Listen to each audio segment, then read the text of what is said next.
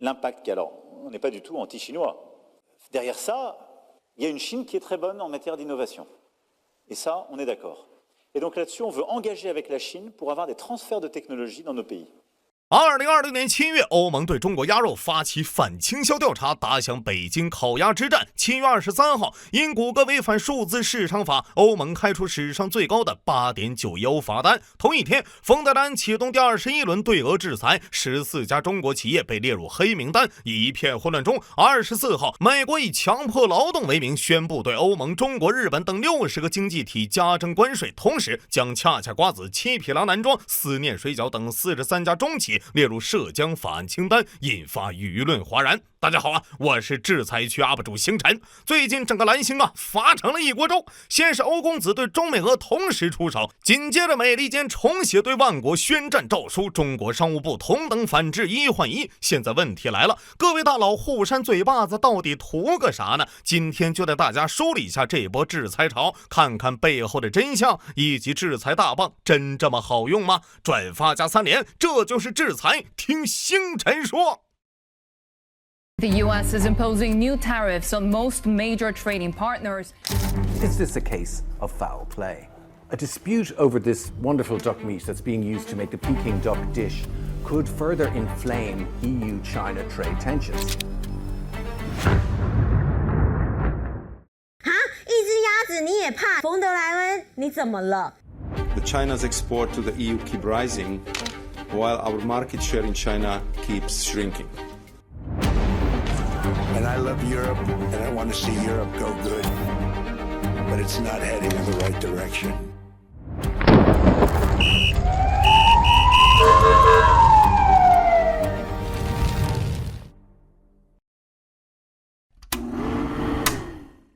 先問大家一個問題啊，你認為如果要徹底摧毀一個行業，最有效的辦法是什麼？ A. 制裁 B. 傾銷。眾所周知啊，最近幾年由於地球 Online 版本大更新，先是讓全球人民體驗了一波家裡蹲，緊接着美聯儲的加息鐮刀一口氣把通脹模組、供應鏈崩壞 DLC 全裝上了，再加上俄烏、美伊兩款實戰 CG 上線，世界經濟徹底進入亂紀元。按正常劇本，此時恐怕要閃擊巴黎毫無波瀾了，但礙於核武器的存在，幾大善人只能換個打法，對金融戰。怎麼打呢？這次不用刀槍炮，而是改用市場、關稅、輿論做武器。總結4個字：卡、罰、禁、炒。出口管制卡脖子，出台法律罰銀子，制裁清單禁交易，炒作威脅佔高地。OK， 咱們先從突然支棱的歐洲聊起。作為曾經的工業革命發源地，如今的歐洲嘛，屬於滾滾萊茵北逝水，環保擊碎聯盟，工業革命賺頭空，難民依舊在，幾度股市紅，能源危機電表上觀看俄烏爭鋒，紅酒又添苦幾重，美帝加關稅，禍又氣中東。好在歐公子啊最擅長反思，在馮德萊恩、卡拉斯等有伯牙子期之才的人看來，經濟差怪大環境，大環境怪俄烏影響，俄烏問題怪誰呢？怪中國支持。 We also know that China's unyielding support for Russia is creating heightened instability and insecurity for Europe. 至於歐洲工業落後怪誰？還是怪中國。你們怎麼能卷高端製造呢？每當歐洲小甩鍋時，眼睛裡除了中國沒有別人，這就是成語目中無人的來源。早在25年啊，歐盟內部呼籲出台新規，強制中企以技術換市場。這話這麼耳熟呢？他說的全是我的詞兒啊！好消息是，歐洲終於意識到落後了。壞消息是，即便能換，技術到底該給法國、德國還是意大利呢？君不見歐洲5代機前車之鑑否？這邊歐洲老爺還沒開會呢，就被東大商務部的意志禁止出口技術目錄鎖死。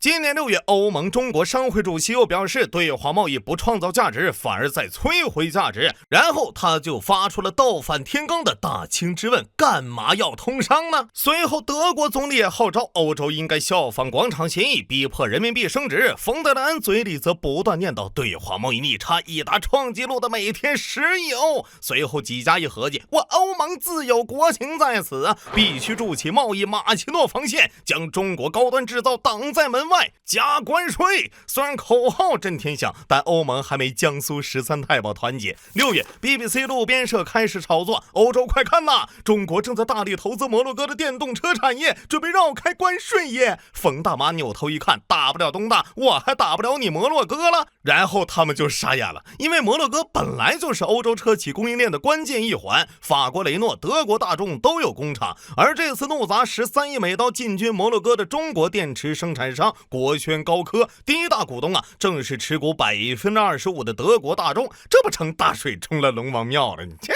不過布魯塞爾的老爺們也不用慌，畢竟前線正與死戰，後方大門洞開。去年歐洲汽車巨頭斯泰蘭蒂斯入股了中國領跑，要把西班牙工廠賣給他。7月，中國吉利與美國福特在西班牙成立合資公司生產汽車，大搞華為運動的西班牙還引進上汽和寧德時代。我懂了，師夷長技靠4級嗎？還有比亞迪的匈牙利工廠今年投產，日本日產的英國工廠明年給中國奇瑞做代工，這叫什麼？這叫一根筋到處堵了。你中有我，我中有你，天下事壞就壞在這裡。當然啊，狠話放了也不能當無事發生。7月初，5家歐洲鴨肉生產商投訴，認為中國鴨肉存在低價傾銷，對歐洲鴨肉造成嚴重損害。歐盟隨即對中國發起鴨肉反傾銷調查。是的，鋼鐵怪老中補貼，汽車怪老中補貼，現在鴨子也怪老中補貼。哎呀，我的個歐公子啊，人不行就怪路不平。切，這還沒完。7月，歐盟對俄發起第21輪制裁時，順手制裁了14家所謂支持俄羅斯的中企。小蹄子啊，為了打消成員國被反制的擔憂，歐盟特地避開中國大型企業。這14家都是不知名皮包貿易公司，屬於是賢者模式時扇桌面快捷方式勉勵自己了。圖啥呢？圖160唄。沒想到中國表示好啊，他制裁我也制裁，不到24小時，反手將14家歐洲企業拉入兩用物質管制清單，包括赫赫有名的萊茵金屬、法國卡沃克無人機、意大利拉法特電機，幾乎都是軍工和半導體的龍頭，帶着親兒子錘了。請注意啊，這個兩用物質管制可比禁稀土很多了啊，基本是歐美針對我們的瓦森納協定的威力加強版，包括但不限於酸、鹼、鹽、烷、烴、醇、鎵、鍺、銧、铟、石墨、導航、航空電子、稀土、無人機等全部製造業的上千項原料產品生產設備。也許被打懵了，歐盟至今沒還手，只回了一句準備向中方尋求解釋。你說說，人家中美科技競賽，他擱旁邊又唱又跳的，你這。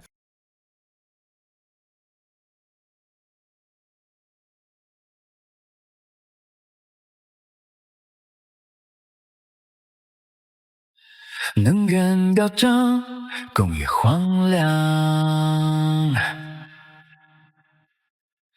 海峽阻擋，環保瘋狂，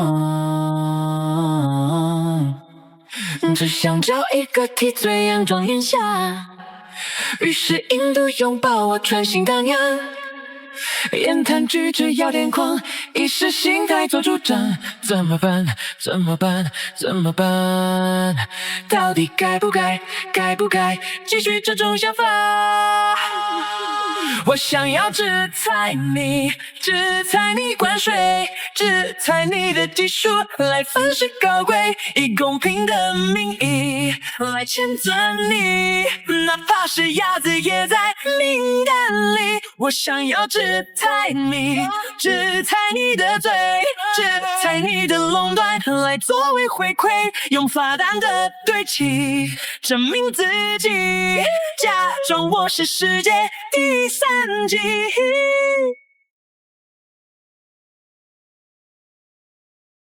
至于欧洲沒有跟上科技浪潮，怪誰呢？答：怪美國。別看歐公子對董王唯唯諾諾，但給起罰單一點不手軟。24年，歐盟裁定谷歌搜索結果偏袒自家，罰24億歐。25年，指責谷歌濫用廣告支配地位，罰29.5億歐。今年7月，歐盟最高法院裁決谷歌利用安卓系統壟斷，重罰41億歐。7月23號又判谷歌違反數字市場法，再罰8.9億歐。短短幾年罰了100多個億啊，把谷歌抽得跟陀螺一樣啊！今年6月，歐洲又高調發起科技主權運動，歐洲議會更是大聲密謀，要將默認搜索工具從谷歌切換為法國搜索引擎，以減少對美國科技依賴，還要在芯片、雲計算和 AI 領域搞支持歐貨計劃。難怪這次董王震怒，美國不會成為歐洲的提款機，我們將立即啟動301調查，徹查掠奪美國公司的行為。歐公子想法很完美，但現在我要問出那個經典問題，代價呢？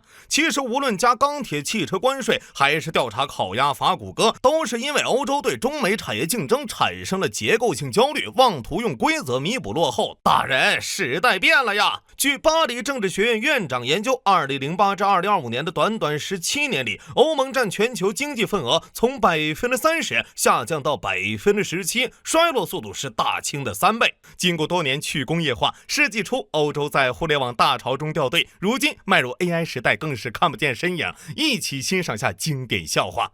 美國發明了 ChatGPT， 中國研發了 DeepSeek， 歐洲研發了什麼呢？環保瓶蓋。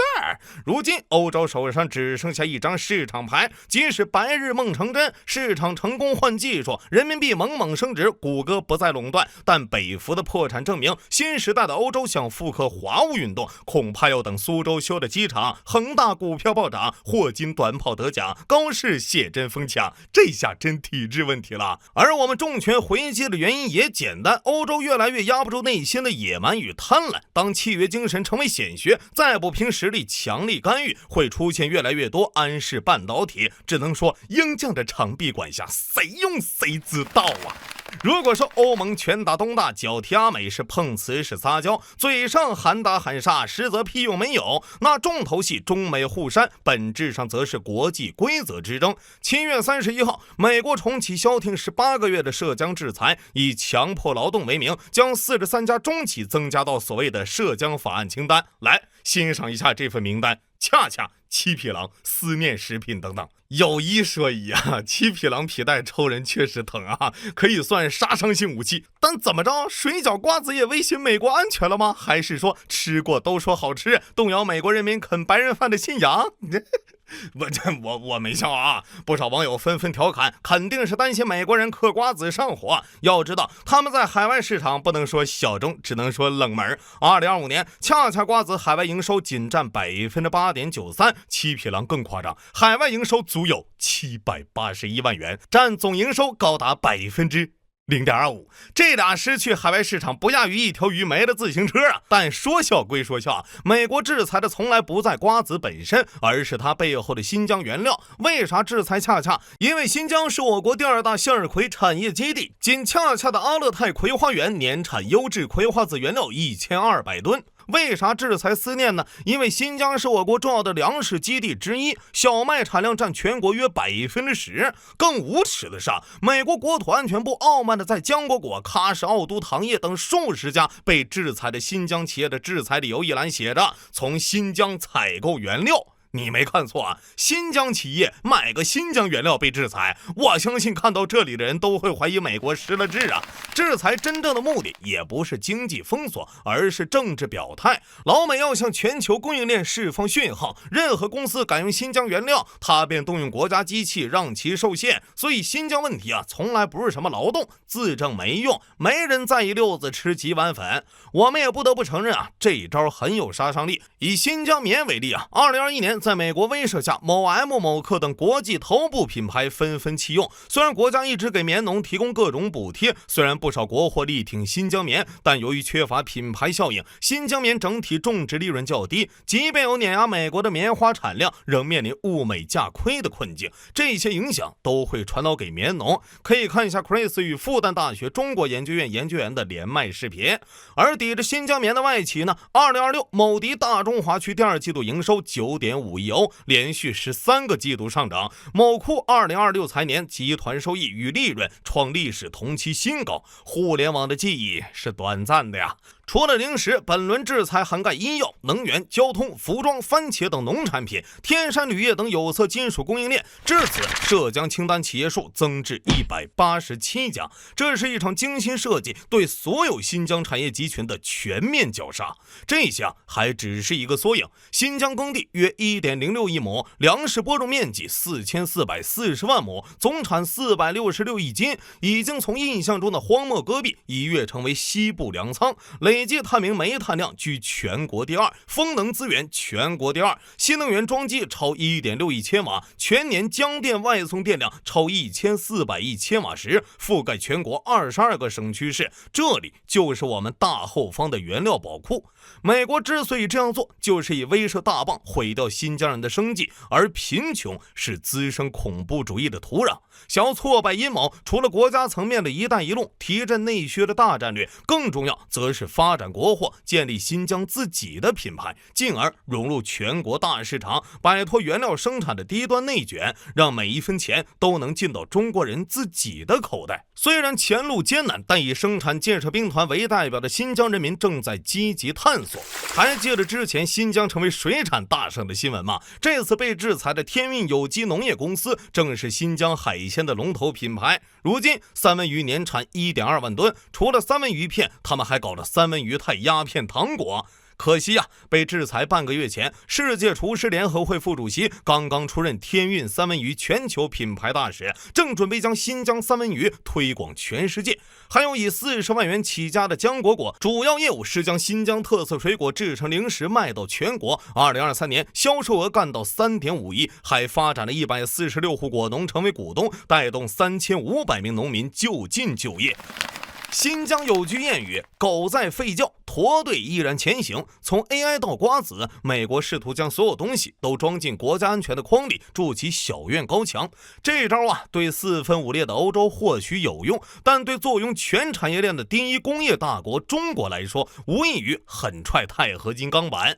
2020年，美國施壓荷蘭阿斯麥對華禁售极紫外光刻機。今年7月，路透社傳出消息，中國正在制造國產 DUV 光刻機，預計年內交付。更先進的 EUV 光刻機也在研發，阿斯麥股價應聲跌落11%。2022年，拜登政府出台禁止對華出口英偉達高端顯卡，試圖掐斷中國 AI， 進而壟斷全球，卻在2025年迎來了 DeepSeek 時刻。早在今年4月，英偉達 CEO 黃仁勳接受採訪，被主持人反覆拷問 ：AI 牛，中國人壞，給中國賣芯片是在幫敵人。老黃不斷解釋 AI 產業的重要性，但主持人不依不饒，強如黃仁勳也只能無奈地丟下一句：你不賣給他們，他們就會自己造。芯片不是濃縮鈾，賣中國怎麼了？更諷刺的是逼問他的是個印度人。